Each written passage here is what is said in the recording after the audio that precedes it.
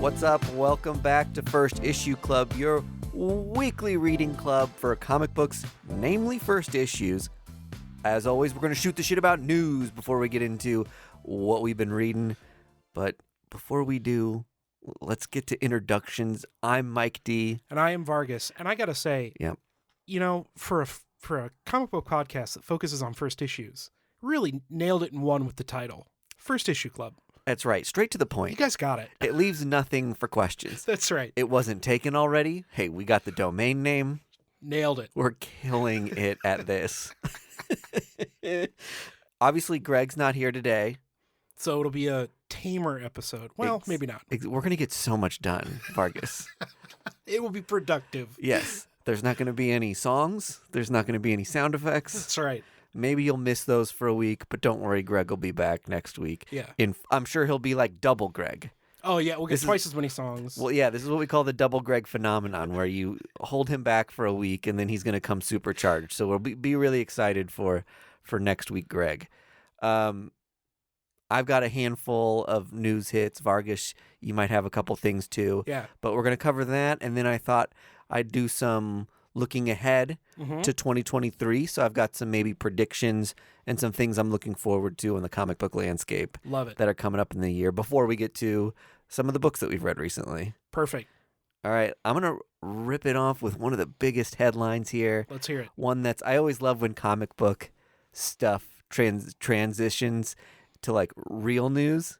Oh, yeah, like Normie news? Yeah, exactly right. And this is one of those situations because Robert Garcia, who, if you don't know, is the first openly gay immigrant U.S. representative to be sworn in, which is very cool, very exciting. Yeah. Seems like an awesome guy. I saw a tweet he did today that was like, here's me walking into the House today to shut down this bill. And he's got like this lady like slamming this door open and like walking in with like mad swagger. And I was like, awesome. I love this guy's Twitter presence already. But even more so, which makes him a kindred spirit, he's a big comic book fan. Apparently he learned to read and write English by copying comics. Oh, that's so legit. When he moved to the U.S. from Peru when he was like 5 years old. Wild. So if you haven't heard this news, which if you're a comic book fan, maybe you have already. Yeah. He's going to be sworn in with a copy of Superman 1 from the Library of Congress that's going to be placed underneath the Constitution. Yeah. And he's got a stack of a couple other things, like a picture of his family, some other stuff. But that's the thing that's making headlines that's kind of abnormal, is he's swearing in over Superman #1, which is rad. It's super legit. It's two things about this. Yes. Number one, it's wild to me that, I mean, it's a congressperson, so it's understandable, but the Library of Congress is loaning this out. Yes. This is not his copy. No. This is on loan from the government to him, which is, I mean, it's cool that they'll let him do that. Yes. Number two, God, I hope they have that thing protected somehow. So obviously the first thing all collectors do when they hear this is their hands start sweating and you start stressing out about like, well, what kind of pressure is going to be placed on this? But like all the minutia of like transporting it and getting it placed in someone's hand is so stressful. And are they wearing gloves? Are they like? Yeah. I mean, legitimately, it's from 1939. So I did a little bit of research on this. Oh, thank God! Assuage me, please. It's never been lent out before. Oh, Jesus Christ! It'll be placed in Mylar and handed to Garcia to be sworn in with, and then immediately handed back to a library employee who will have a police escort to bring it to and from the Library of Congress. So they're not fucking around. Okay. I mean, you think about this item, it's worth over $1 million. I'm assuming the one in Library of Congress is in like pretty damn good shape. It's got to be. I would guess that it's worth more than $3 million. Yeah. I mean, 1939 in good shape is. Let's say it's a 7. Yeah. Right. Right. It would be one of the best copies of it in the world. Yeah, exactly. That is okay. That makes me feel a little bit better that somebody's like, okay, technically you can touch this, but they're like eyeballing him the whole time. We've got the thickest Mylar on earth that this thing is placed in. You know, it stresses me out. Like, I don't know if it's in Mylar already, but even that someone might have to put it into a Mylar sleeve is like, God, you shouldn't touch this thing very often. So there's a little bit of like a precedent for this, which I thought was interesting. Okay. Like Barack Obama swore in with Abe Lincoln's Bible. Oh, yeah. And so sometimes the Library of Congress does pull out random things to have people swore in with sentimental value. But this is the oddest one I've ever heard of. Dude, we apparently First Issue Club needs to go to Library of Congress so that we can see Amazing Fantasy 15, the original art, and eyeball Superman #1. That would be unbelievable. Yeah, it almost makes me wonder if, like, can we message somebody and be like, we want to do comic book round trip in the Library of Congress? Like, can you have somebody just like pull out the top 10 things to see that are related to comics? I mean, from what I read about the ASM 15 original art, if you make an appointment, basically anybody can go see it. Yeah. You know, under supervision and all that kind of yada yada stuff. So let's do it. Let's go to DC. Let's look at Stan's original words on the page. That is insane to think about. I think DC has a con, and I don't know if it's like one of those. I think it might be one of those cons that gets like sold and branded out other places, like a Heroes Con or like Wizard Con or something. Like Wizard Con or something like that. Okay, but it would be so much fun to place a trip around that. I bet they're probably going to be like crazy busy with shit like that at the Library of Congress if that's. I bet people don't think about it. But people probably don't know to do it. Yeah. Let's do it. We can go see Tom King too. Does he live in DC? Mm-hmm. That's awesome. I know. I heard he used to be like a CIA guy or something. Was, yeah. That's so fucking cool. Yeah, and he lives in DC. So Tom King, hit us up. Let's go to the Library of Congress with Tom King. I would love nothing more. Can you? Whatever. It would be you and me geeking out, and Greg would just be cool as a cucumber. Oh, I know. Greg, you can bring around anybody, and he's so chill and fits right in. Yeah. He's a buddy that I feel comfortable bringing to anything. Yeah. I once had I have some friends who do like a dive bar crawl in Kansas City once every like 5-6 months. Okay.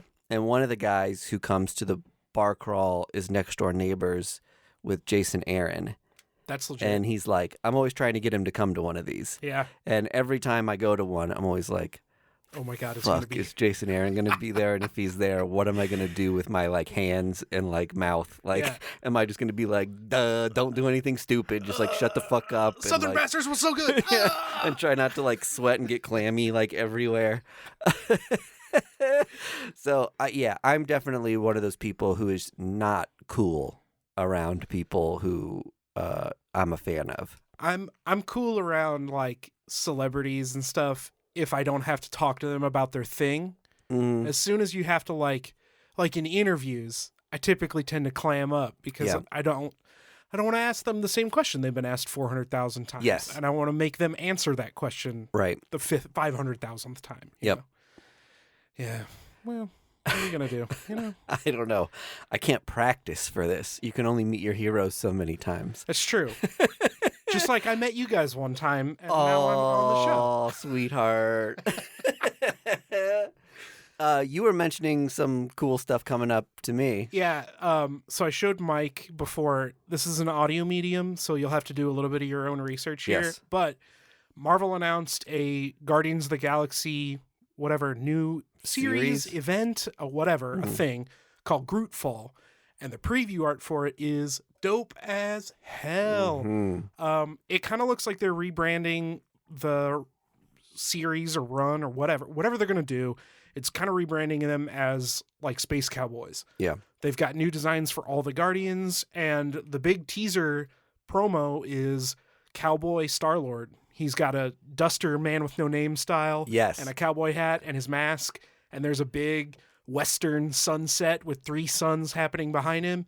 And I don't know what's happening, but I mean, I pre-ordered it already, right? Like, yeah, I can't wait. I'm going to 100% get that cover. It looks rad as fuck. And then, yeah, I'm assuming it's just part of the normal Guardians run for like an arc. It kind of seems like they're like maybe just going to get like stranded on a desert planet and going to have to be like living cowboy style for a little bit. I don't even know if there's a Guardians book running right now. I would imagine that there is, but that's how away from Cosmic Marvel I am. Yeah, you know what? I don't know either, to be honest. Perfect. It's something I haven't read in a minute. Yeah. I read all the Bendis run. Old Man Star-Lord was like one of the last books I read that was Guardians related. Yeah. So, I don't know. But whatever. Maybe this will be the thing that gets me hooked back into Guardians, because just the imagery alone is super, super legit. Well, with the movie coming out, too, it'll be fun to have like a... Oh, yeah. Volume 3. Another book to be stoked on. Yeah. So, Grootfall coming 2023. Pick it up just for the covers alone. Yeah. All right, so 2023 coming up. I wrote down a handful of predictions and just a handful of things coming up to cover off on. Yeah. And I'll just get your thoughts on each thing. Let's hear it. All right. I think that we could actually hear about some sort of Avengers Con thing this year. Avengers Con thing? Like a specific... What, now, like a Marvel Cinematic Universe con? Like a Marvel-sponsored convention. Oh. So what had happened in Miss Marvel was they had an Avengers Con, and they made like a fun fake website for it and all these different setups where you could like go to the new Asgard quadrant. Yeah. And this is kind of like that amusement park thing that Disney and all these other properties have been doing, like the Harry Potter world and stuff like that. But imagine something like that touring. I think you'd make a fucking killing. Oh, for sure. And there are so many people with so much money to spend at comic conventions. Yeah. It kind of surprises me that you haven't had publisher or big company sponsored conventions yet. Yeah. And from what I heard, a lot of the some of the leadership at Marvel was so stoked on this fake con set they built that they were like, maybe this is a thing we could do. You know, all right, so I have thoughts on this. All right. Yes. my first thought on this is like the easy way to do that is to, like you said, do a tour, but basically just cordon off like, okay, this is the Marvel area of NYCC, and we theme it that way. That's the easy way to do it. Right? Yes. And I also think you wouldn't be stepping on other people's parades. You would be endorsing and bringing more to the convention that's already happening there. Right. I think you have some sort of concern about being the bad guy if you're just taking over, if like Disney is taking over comic book conventions too, like away from like locally owned city things. Right. Because the flip side of that is they do their own, obviously money's no object, right? They take this as a traveling, whatever, mini con themselves, but then what gets the normies in the door? Like, it can't be a comic book convention because it's clearly geared toward like the cosplay, the people that go to cons to meet the actors. Yes. Right? It's that kind of thing. Yeah. I think you could have actors at this thing. But then, I mean, that's an insane amount of money. And again, money's no object, but like, do you think... Even lower level actors. Yeah. I think like people who've just like popped up as like minor characters in the MCU, people would still go gaga for. Yeah, probably. I think if you have a bunch of different sets that are like cool selfie stations, people would love that. I think if you've got memorabilia from the movies, that's like a little walk-through kind of museum or Hall of Fame of like one of the original Iron Man hearts or the helmet props and the Thor hammer prop. Or the Captain America Museum. Oh, the literal Captain America Museum would be awesome. Yeah. All right, I would go to take my picture in the Captain America Museum. Yeah, I think like the photo ops would be endless to have people in.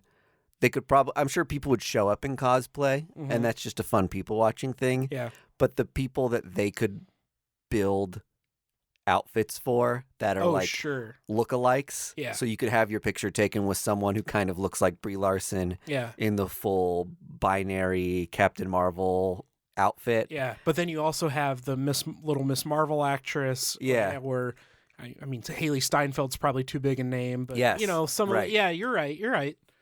That would be something. I would love something. I would love it. So that's one of my like maybe predictions. Maybe we hear something like that announced for. It wouldn't happen this year. Yeah. But maybe they announce it this year for something like 2024, 2025. Yeah. Sure. Do something like it. I would go. I would travel to Chicago to do something like that, which is like a 8-hour trip for us. Yeah, especially if you did it like if you tied it together with something like C2E2. Yeah. And you were like, "Oh, this happens on Wednesday before C2E2." Yes, while everyone's in town for that. Yeah. I mean, you could do it like we have our big Union Station in Kansas City kind of hosts those month-long things that you could walk through. That's like walk through the Pompeii exhibit, and that, you know, after it's in Kansas City, it goes to San Antonio for a month. It could be like that. Yeah. Or even do that where you set it up like for a week or 2 weeks, and then like you have the weekend where everybody shows up and it's the whole to do. Yeah. That'd be, all right. You sold me. Have one exclusive to sell that you can like only get there. Oh, now you're trying to sell comic books, you nerd. Just one cover. Yeah. That's like the tour cover. Yeah. That would be sick. Yeah. Avengers #1 reprint. Yeah, right? Exactly right. For sure. Okay, I think this is also, here's my next prediction. I think it's going to be the biggest year of superhero show fatigue yet. You think so? I do. Interesting. I just think Disney Plus is launching so many shows. And I'll say the thing that I think that we celebrated the most about Marvel was how genre everything could be that they do.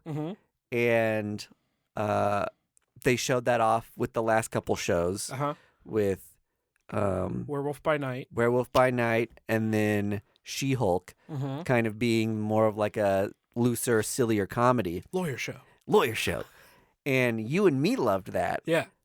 But I don't know that a wider audience dug that stuff as much as we did. I, on the flip side, think that superhero fatigue will go down. Ooh. Alternating. We have to mark this day. Yeah. And then at the end of the year, we'll have to like reevaluate. For sure. What our takes on this. For sure. Yeah, actually, we'll hold off on Greg's opinion until the end of the year. Yeah. I think that Disney is actually wising up to the fact that people don't want a constant drip feed of superhero content. You know, I don't think I can. I know Miss Marvel season 2 is happening at some point, that presumably this year, right? Is it? I don't know that it is. Oh, well, okay, so that's kind of my point, right? I can think of the movies that are coming out. You know, Ant-Man. Yep. You've got Guardians. Yep. What else? So this is right? Yeah. What shows are coming out this year? You've got Secret Invasion. There's an Agatha show. Yeah. Is that this year? Yes. Okay. And And Armor Wars is the other one I can think of with Don Cheadle. Echo. Loki season 2. Did I say Ironheart already? Ironheart, sure. All of these are happening in 2023. That's a lot of shows. That like I don't think that Daredevil thing is happening in 2023. There's no chance. There's no chance. That we just ripped off like 5 shows right there. But okay, so maybe the what I'm perceiving is the movies. The movies, yeah. There's not a lot of movies that I can think of at the top of my head. Yeah.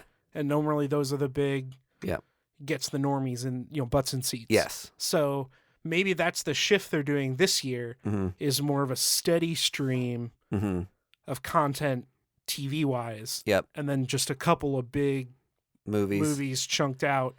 I'm sure I'm forgetting something at the end of this year, Thunderbolts or something. But yeah. This keeps me, I'll say that the content on Disney Plus throughout the year is enough just those shows alone Mm-hmm. is enough for me to be happy with my subscription price for the rest of the year. Oh yeah, that plus the Star Wars stuff. Totally. Is like, I don't need like the Star Wars stuff at this point for me is like icing on the cake. yeah. Well, the icing for me is that I can watch any Simpsons episode at any time. So yeah, but I feel you. Like Yes, the Star Wars totally. stuff is just it's an extra added bonus to my yelling about Moon Knight season 2. All right, I think the superhero video games are going to get great reviews. Oh man, I hope so. It seems like over the last couple years, the superhero video game industry Yeah, has really been figuring it out. for sure. The mobile games people are loving. I don't have to mention Marvel Snap. We already talked about it a ton. Yeah, Same with that Contest of Champions or whatever it is. yeah, that's been going forever. Yeah, really long time. Like I can't believe a mobile game like that has sustained itself that long. But there's a handful of video games coming up that, one, I think are going to be great, and then two, I think the anticipation and the speculation and discussion is going to be bigger than it's ever been before. So I'm just going to tear off a few here. Let's hear them. Spider-Man 2. Oh yeah, So we had that weird layover game that was like a Miles game. quick 20-hour Miles Morales game. So this is Yeah. going to be like the more formal sequel to that. And I think I've heard that it's a PS5 exclusive. That would track. While that's like a little hard for me to swallow because I don't want to spend $500 on Yeah, a new console yet, it makes me excited that the game's going to be really good because they're taking full advantage of. yeah. They don't have to build it for a previous gen and then Exactly upscale. right. Yeah, Yeah. And the first game of that was fantastic. Yeah. So if they're just using that base model and then improving on it, like, great. That should be a fantastic game. yeah, dope. Insomniac announced a Wolverine game. Oh yeah. I don't really know much about it, but I don't think anything's been released about it other than that sick ass teaser Yes. where he like is destroying people in a bar. yeah. But what else do you need, right? I know. It could be so many different kind of game genres. Yeah. Like, I'm assuming it's going to be kind of like you don't really have many first-person superhero games. I'm assuming that's going to be a sort of like third-person, over-the-shoulder, you're walking around with Wolverine I hope in so. like a story adventure, which would be great. Yeah. For that one though, Insomniac, listen, trust me. Let me play the whole game Uh-huh. as X-23. Oh. Even if it's just a skin, yeah, right? Like that'd be rad. Put that shit in the game. Yeah. Pre-order exclusive. I always think it's funny when I remember there was like a Resident Evil thing where you unlocked a character once you Yeah. beat the game and you could go back and play it, and I'm like, well, now I have to fucking play the game again because I Yeah. really want to do it with this character. Yeah. It's funny how much that like a skin does for you and For something sure. like that. Which was another reason why the Spider-Man games were so fun. You could change the skins and Yeah. unlock skins 100 different costumes that or were whatever. like, yeah, and it was just like, oh, now I'm Ben Reilly. Oh, now I'm like the Bagman. Bagman, yes, or like the manga Spider-Man or the Yeah. cell-shaded flat cartoon one. Like that was so much fun. That was Yeah. so cool. Midnight Suns is getting an expansion. I think that game was bigger than a lot of us thought. Like the Avengers game didn't hit as hard as Yeah. I think people wanted it to. Maybe there was too much going on in that game. Yep. And maybe that's why this Wolverine game is being planned for, is that it's smaller in scope, but it still uses the IP of Marvel stuff. Yeah. But I'm waiting for Midnight Suns to be on sale. yeah, Yeah. right. I'm kind of the same way. Yeah. It's got some fun characters in it. I think. Well, that's another interesting thing about the video games is that they're a little more comfortable introducing you to some of the more obscure characters. Yeah. In that, like I know, like Magic's one of the main characters in that, Which is awesome. yeah, totally totally. And I think I saw some like Iron Man VR game teased that I Oh, don't know much okay. of anything about. Well, they did an Iron Man VR game for PS4. That's already out. Oh, is it? Yeah, I mean it's been Oh, okay. out for a while. Got it. Maybe that's what I saw. Oh, okay. Cool. But I saw a commercial for it the other day, and I was like, "Whoa, wow!" Well, they're working on. We talked about this on Debates on Tap. They're working on like a PSVR 2, like a true sequel to the VR setup. Yeah, So maybe they're doing an Iron Man VR 2 to Just go for along that? with that, which would be legit. I heard. Maybe we're getting a little too video game cornery, but I also heard that new PSVR set isn't going to be backwards compatible with the old PSVR games, which is like there wasn't a massive, robust library to begin with. I think I'd be pissed to buy this new all thing. 5 of my games won't work. Yeah, exactly right. Yeah. Oh, what a drag. Marvel World of Heroes is like a Niantic game. Oh, so the people who made Pokemon Go. And Marvel Go. So yes. I'm assuming it's a Marvel Go sort of thing where you're going to be like walking around in the streets and maybe battling other people or finding little spots. So who knows? I think Niantic's been one of those companies that like you've heard like, oh, they're working on this, they're working on that, and they've never really had another thing that's blown up like Pokemon Go. Yeah. And maybe it never will, just because that could be a once in a lifetime thing. I mean, that app was massive. Yeah. But I'd be interested to see what they do with Marvel characters. I'll download it. I'm super stoked for the Suicide Squad Kill the Justice League game. As soon as you said superhero video games, that's what jumped into my head. That trailer looks killer. Yeah. And if you can actually kill the Justice League in this... Oh, dude, it's going to be come on. Awesome.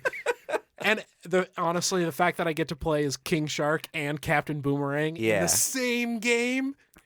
looks so rad. Game over. I cannot wait for that. Yeah. And then there's supposed to be a Wonder Woman game. Oh, that sure. I haven't heard much about either. So, I don't know. A bunch of video games to look forward to. I think it's going to be a great year for that. Sweet. I had too much money in my bank account, so it's good to hear that. Right. Got to do something with it. Yeah. Okay, I've got some hits and misses. Predictions. All right. Hits. I think Quantumania is going to blow people's minds. Okay. I think that's going to do a lot with Kang. People have kind of been starved for, like, where are the MCU movies going? Yeah. And this movie's going to answer a lot of those things. Definitely. Just the fact that it's a quantum zone thing leaves an opportunity for a lot of just, like, stunning graphics and wild things to happen. Yeah. And I think we're going in with the expectations that it's just going to be a fun, funny movie.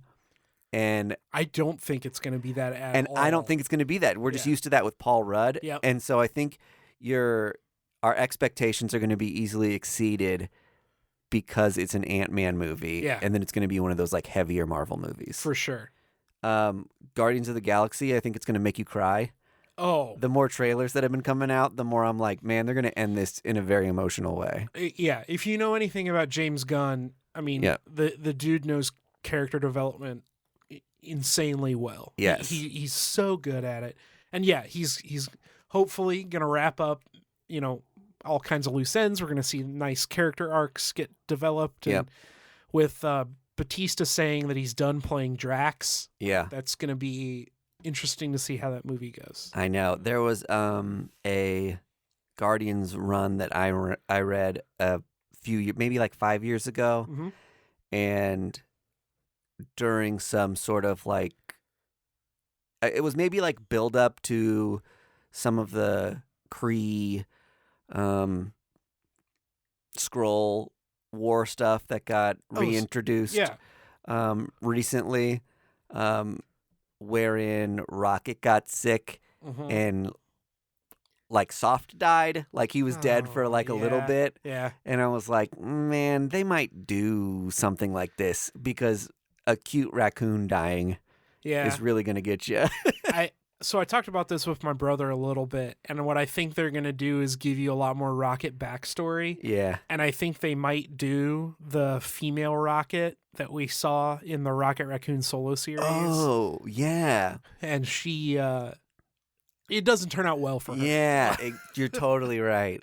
And then I've also heard that Mantis is going to be a much bigger character in this next one. So I'm assuming she's definitely an actress who's really fun. Oh, Pom Clemente rules. She's awesome. Yeah. And she's been in like Endgame and played a major part in the lead up to the Infinity Stone stuff. Yeah. So really fun character, but hasn't been in the MCU in a way that would make her really exhausted for it by now. Yeah. So I think she's somebody that they're like maybe going to set up to play a bigger part moving forward. Did you watch the Christmas special? I did. I loved it. Yeah. Well, with the bombshell they dropped at the end of that, Yeah. it totally makes sense that they would do that, Yes, for sure. Totally. Yeah. What else we got? Across the Spider-Verse. Oh, Oscar winner. I mean, seriously. The first one was so good. It is absolutely incredible. And we're just like building on it and probably raising the stakes. I think it's going to be really fun. I also think like when I went into the first movie, I was assuming it was going to be like the Spider-Verse series in the comics. Mm-hmm. And I was like, there's no way they're going to be able to pull this off in a movie, animated or not. And they dialed it back in a way where they didn't have to do all of the stuff super literal to the comics to make it work. But now that they've laid the groundwork in the first movie, I could see there being like inheritors being introduced. Yeah. That at the end. Yeah. Tee up a third movie or something. Yeah, exactly right. Where Moreland and characters like that start showing up. Yeah, totally. Which would be epic. And then to maybe have the like, I don't know if the third one becomes like a Spider-Geddon sort of movie. Yeah. But that would be killer. Definitely. Definitely. Okay, here are my, I just ripped off 3 hits. Yes. Here are my potential misses. Yes. Craven. Oh, yeah. There's supposed to be a Craven movie. Uh-huh. Starring Quicksilver. And and that's going to be a Sony movie. And, you know, a lot of people really shit on Morbius. I didn't see much. I watched some of it, and I was like, it's a popcorn. If I didn't go into it with the expectations of like, this is a Marvel thing, I would have been like, okay, it's like a movie that you'd have on like a TBS. Yeah, it's an in-flight movie. Yes, it's an in-flight movie. That's all it should be. I don't know. It wasn't good, but it wasn't like so bad. And I think no, it wasn't offensively bad. Yeah, and I think this Craven movie is going to be the same. But when you're not like so good, when you're a comic book movie now, people hate it. Because you only get, how many shots do you get at a Morbius movie? And how many shots do you get at a Craven movie? Right. And even if you're not a fan of those characters, just the fact that they're a comic book thing, people hold it very precious and get kind of worked up about that. For sure. The Marvels. Now, this is a movie. Oh, yeah. It's coming out in June or July. That's right. That's another one this year. I'm very excited for this movie. Because I'm a huge Captain Marvel fan. But the world at large, I don't think is. And I think that's one of the movies that didn't hit with people as much the first time around. And now the hook on this one is apparently that Monica Rambeau is being brought in. I don't know if she's going to be Photon or another version of Captain Marvel or what. Yeah. And then you've got Kamala Khan, who's going to be brought into this movie too. Yep. They're both popular from the TV shows. Yeah. So it's like, how does this thing gel that people were already kind of mixed on in the past? I just don't know that it's set up for success. This will be a real tell, I think you're right, about how and if people will make the transition from watching Disney Plus to the movies. Yeah, exactly. Because, you've got people that like WandaVision might be interested because Monica Rambeau's in there. People that like Miss Marvel are going to be interested because of how Miss Marvel ended. People that didn't like Brie Larson are still going to have neckbeards on the internet. Yes, you know? So right. I think it's going to be good. I think you're probably right that the reception overall will be middling, or at least there's going to be a really loud minority. Well, there was going to be a loud minority regardless. Right, yeah, you're totally right. Totally right on that. I think it'll also kind of inform whether more of these movies that had like, even though they make like $1 billion the first time around, the ones with more middling reception or review, do they get sequels? Right. Do they still make $1 billion the next time around after the first one? Right. Like, I think Eternals 2 is already in production, but you know what they find out from launching Eternals 2 and and like essentially Captain Marvel 2. Yeah, it's going to inform does the reception future, yeah. does the reception of the first movie impact whether people are willing to go see another Marvel movie? Yeah. If for it's sure. important towards you working, because they plan so far ahead, right? Mhm. That these movies are important for working towards whatever their end goal is. Right. Secret Invasion. Oh my God, I'm so stoked for Secret Invasion. I know. Dude. But that's another one that's so tied into Skrulls Yeah. and the Captain Marvel lore, and I think it's going to be a confusing, hard sell for even some of the heavy-duty fans. I think we're going to find out that some of the characters we've been following for a while Yeah. are in fact Skrulls. Yeah. And I think Good. that's going to piss people off. I think people are going to be mad. No, you fools. It's James Bond in the Marvel Universe. It was made for me. I'm so stoked for it. And then, I'm also just not sure about the shows we mentioned earlier, Yeah. like Agatha, Echo, Ironheart, and Loki. Well, I mean, we'll have to see. Yeah. But time will tell. Expectations are always really high for these things, and I think we had no expectations for the Marvel shows the first time around, yeah. and now we've got expectations. Yeah. And this is a lot of shows at once. Like, are they all going to be the same quality that they used to be? Right. They might not, and the reception might not be as good. I think the Agatha one is the one that's going to be the most didactic. Like, Yeah. it's either going to be super legit and everybody's going to love it, Yeah. or it's going to be trash. I don't know what that show is, but I don't know what that show is, and I know everything. but it's got to be super genre. I'm almost wondering if it's almost a Marvel Tales from the Crypt sort of show. That's what I want it to be. Yeah, it's like hosted by Agatha. I want it to be Darkhold the series, where Yeah. she's just reading through the book and telling spooky Marvel tales every week. Yep, that'd be rad. Yeah. It won't be, but that's what I want it to be. Yeah, you right. know? Okay, I've taken up a lot of time with this. Do we still have time to? I've got big 2 events. Oh yeah, to talk through. Let's fire them off rapid fire style. All right, we've got Marvel Sins of Sinister. Gonna be awesome. We're finally getting like the Chimera characters promised in Powers of X. Yeah. Captain America Cold War. Oh yes. I think that's gonna be really good. Yes. That's kind of like Sentinel of Liberty and Symbol of Truth, like mashing together with some comeuppance. So if you've been reading those series, that'll be awesome. Yep. Put it in my face. If you haven't been, like, might be a tough event to wrap your head around. Yeah. What else we got? Summer of Symbiotes. Marvel's press release. Oh yeah. I forgot about this. The first line in it is "Sun's out, tongues out." Yep. Great. It also, their press release also promised like new symbiote heroes. So there's going to be a scramble from Marvel people to have all the first appearances. So it'll probably get ordered to Sick. all hell. And then Fall of X. We're speculating that this could be the end of the Krakoa Nation. Yeah. And then we move into another phase of X-Men-dom. Yep. And, Sins of Sinister could be a great lead-in to things kind of falling apart for the X-Men and Krakoa. Yeah.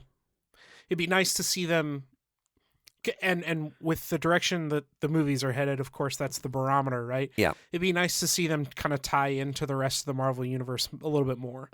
And Krakoa, they're not really going to be able to do that in a movie. Yeah. I wouldn't think anyway. Dude, can you imagine, though? Well, so that's the rumor, right? And we'll get to DC in just a second. But that's the rumor, is that the Celestial in Eternals is Genosha. That's so cool. Which is fucking dope, right? Like, I love that. Do that. Yeah, that's so cool. All right, DC, we've got Lazarus Planet. Sure, yeah. All I know about it is that the world is going to be covered with Lazarus pit goo. Good. Bring every dead hero back to life. I love it. I think it'll be really fun. Yeah. And I know it's going to they're saying it's going to give like new characters powers, and it's going to alter the powers of existing characters. And like you said, bring a lot of characters back from the dead. I don't know if it'll be temporary or permanent. Depends on how popular they are. Oh, the one thing I've seen that's maybe a spoiler from it, but I guess not because it's part of the promo imagery, is Batman wearing Dr. Fate's helmet. I have no fucking clue what that means. That's going on right now in Batman versus Robin. Is it? Yeah. Okay, I didn't know. It might be sticking around, I guess. All right, cool. All right, Dawn of DC. Sure. We talked about that. I won't go into the depth of all, but it's more or less it's a bunch of new solo series or standard team series. New 52-2. Yeah, that are kind of just getting a relaunch. Yeah. And but we can assume that they're all kind of working towards the same end goal, or there's some sort of initiative there that's going to tie those books together. Yeah. So that'll be fun. And then there's in one of the promo images for Dawn of DC, they have a image announcing kind of like a Batman event called Night. What? A Batman event? Yes. Can Batman carry an event? Are there enough characters in Gotham? Yeah. But it's the event is called something Night and the space T, and then the rest of the image is obscured. Ah. So not a lot of details exactly on what it's going to be, but it's like one of the big checkpoints for the upcoming year. Night tenders. Batman goes to KFC Yep. at like 9:30. Whether he's a Cane's guy or KFC guy, we'll find out in Night Tenders. That's right. You want some tendies and some honey muss. And that's all I had. It's good stuff, man. Thanks for bearing with me on all my 2023 news I could dig up. I'm glad you came packing news, because I just wanted to say that the Guardians cowboy thing looked cool. And Hey. you had actual news. Well, sometimes just thinking about those guys in a Western-style movie is enough to sustain excitement. We probably could have vamped on that for 20 minutes if we had to. Dude, if it was me and Greg, this podcast would just be us being like, what if Star-Lord had a 6-shooter? So I'm glad you're Do here to love our ground what us. ifs. Yes, exactly right. I'll keep us on task. Yeah. Moving right along, as the cop that I am for this podcast. Let's talk about some of the comics we've been reading. Sick. And I got a first issue, staying true to our name, First Issue Club. I got 2. And you got 2 first issues. I wonder if we've got any overlap here. Oh, boy. I read Matt Kindt's Spy Superb. Oh, I did not read that. Okay, so What's this it is about? on his imprint Flux House. Oh, okay. Which is on Dark Horse. So Nice. I've been buying everything that's been coming out on that. Sure. This book was so Matt Kindt. It's Okay. like it's kind of like a merging of like several different things that he does often and does well. Uh-huh. What did he typewrite this time? So it's the Spy Superb, like I guess the titular character Uh-huh. is supposed to be a 007 type of agent. Uh-huh. But the twist is that character doesn't actually exist. It's the idea of him that's important. So Okay. you've got these enemy nations fighting and pooling tons of resources into taking down this Spy Superb That does not exist. that doesn't really exist. Okay. And the government or whatever powers that be are orchestrating this take advantage of normal citizens who are just unaware Uh-huh. and have them like move around information and transport things. So they're kind of manipulated so that Okay. they're keeping these Yeah. things in motion and then they're out of it forever, right? So Yeah. you trace things back to just like Doug in Idaho, Right. who's just like a schlub, and you're like, this guy isn't a Spy Superb, Yeah. and the lead's a dead end because then it moves on to some other like random citizen. Okay. Yeah. So it's a really interesting concept. Matt Kindt does spy stuff, awesome. Yeah. This is Matt and Sharlene Kindt, his wife, Uh-huh. doing like the watercolors, and he's doing the art and story. So I'm a sucker for the stuff of his that's like completely creator owned. I love Department H. I love Oh, Mind Management. Yeah. All that stuff's so great. So I'm looking forward to seeing where this one goes too. That sounds super legit. It sounds like It definitely seems like it could fit into the Mind Management universe. Yeah. Oh, for sure. Yeah. It sounds like it's like 007 in Department of Truth Yeah. with like some real world stuff. That's so Yeah. cool. What a cool idea. Yeah. I love that. The cover for it was strange. They printed the normal cover that they had in the solicitations Uh-huh. was like a close up of the most recent guy being like taken advantage of. Okay, yeah. Of his face. But when you get the book, there's like a paper textured outer cover that looks like a smashed Trader Joe's bag. Oh, that's cool. And it's like written on with like ink.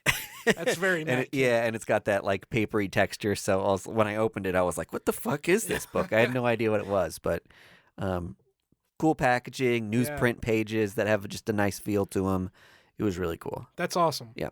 Good job, Matt. Good job. You always kill it. You nailed it. We love you and are in love with you. Well, I'm not going to say, I mean, we'll wait till like the 4th date. I'm always jumping the gun with Matt. Well, you wear your heart on your sleeve. I can trust him. I feel like I can trust him. That's right. All right. I read 2 books. The first one is The Purple Oblivion. It's by E.E. Plissken and Diego Simone. It's on Sumerian. Okay. This is the creative team that did... Oh, crap. I had it and I forgot it. Something good. Whatever. It was another Sumerian book. Okay. I'm not too familiar with many of their books. I'm not either. That's a publisher that like every once in a while on pre-orders, I'm just like, I'll take a chance on that. I bought this on a whim. Yeah. At the store, and it's weird as hell. So there's like kind of 3 storylines going on. It opens up and there's like a group of Breaking Bad style chemists that are like trying to extract a drug from some sort of alien or creature or whatever, like a slug on a tray. Then it kind of smash cuts to this woman in a drug bar giving that drug to who I'm presuming will be our main character. And she leaves her card with him because the drug is so good. He's like, I gotta have more of this. Yeah. But her card says like dominatrix and she's doing a lot of like all this like jack of all trades. But none of that's in the first issue. Yeah. And then it ends with her in that science lab, like, oh, we've discovered the thing that makes this thing make drugs better or kills it or something. Yeah. I really had no idea. There were a lot of questions and no answers. So it could be awesome.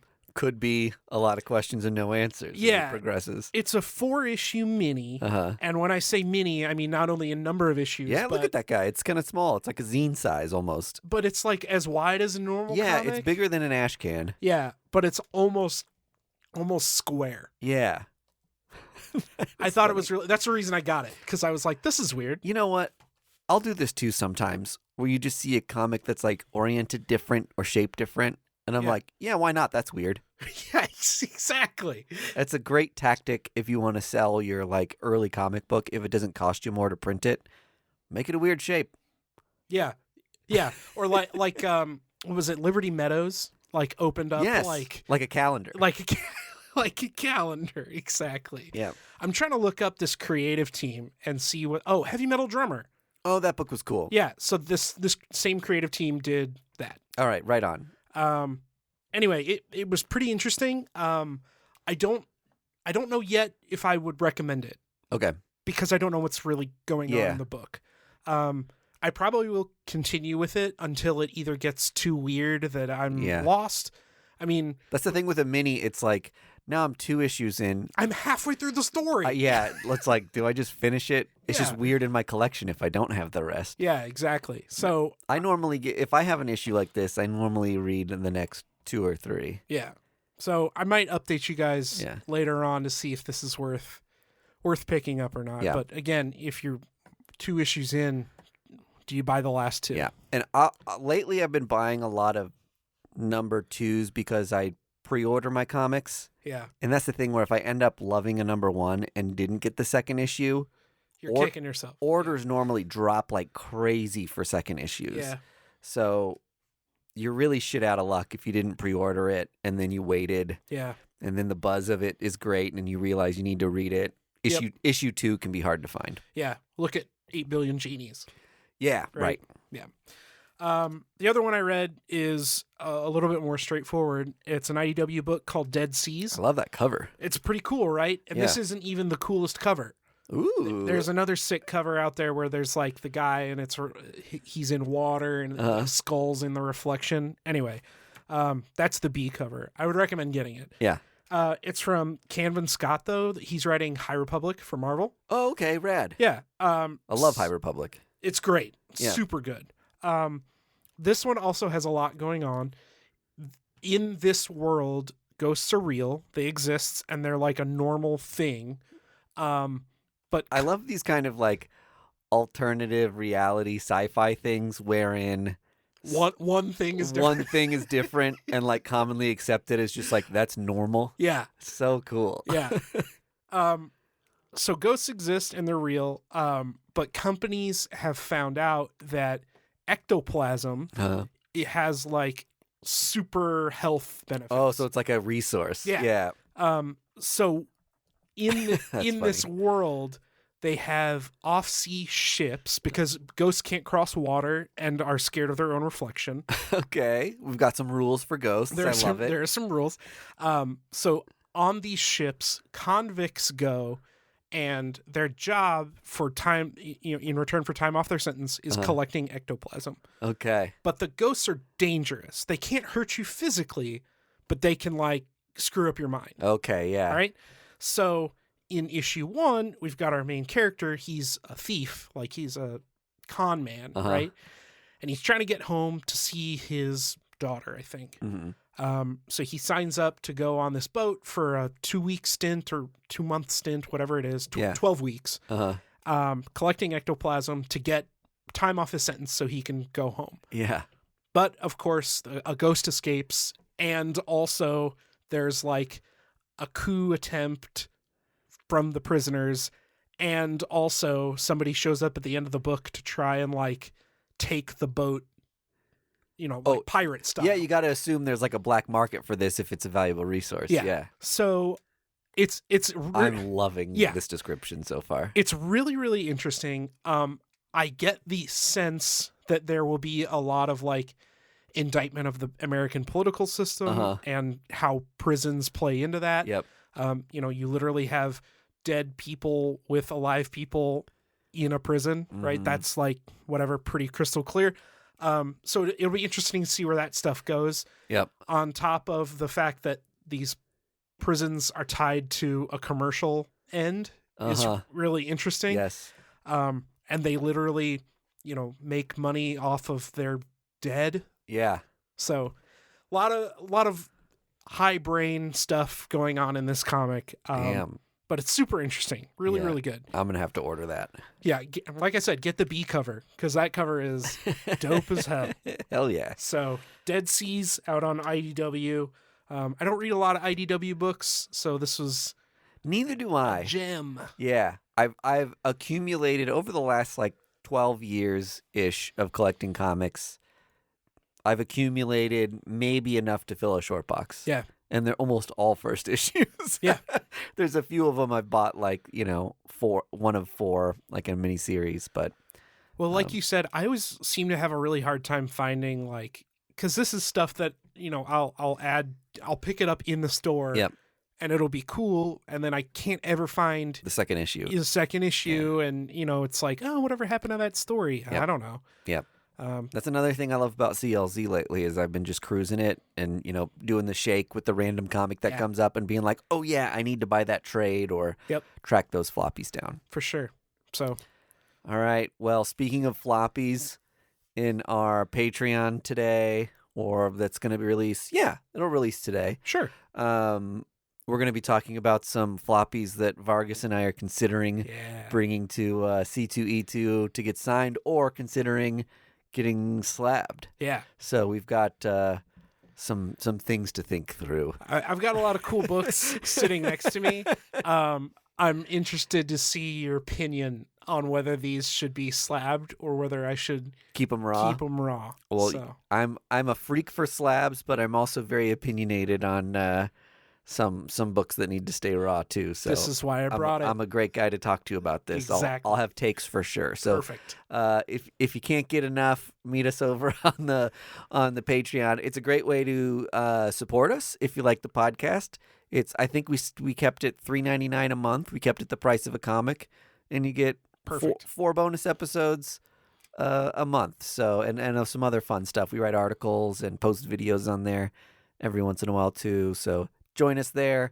If you just want to have more conversation with us, join us on our Discord. Reach out to us, and we'll hook you up with the link. It's a really fun group. We've created a great ecosystem and environment there, and I love chatting with everybody. Yeah, if you want hot takes, that's the place. Yes, totally. Get them spicy takes.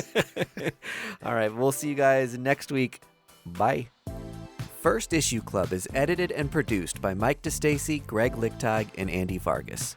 Follow us on social media at First Issue Club, and check out our Patreon for videos, audio, and more at patreon.com/firstissueclub.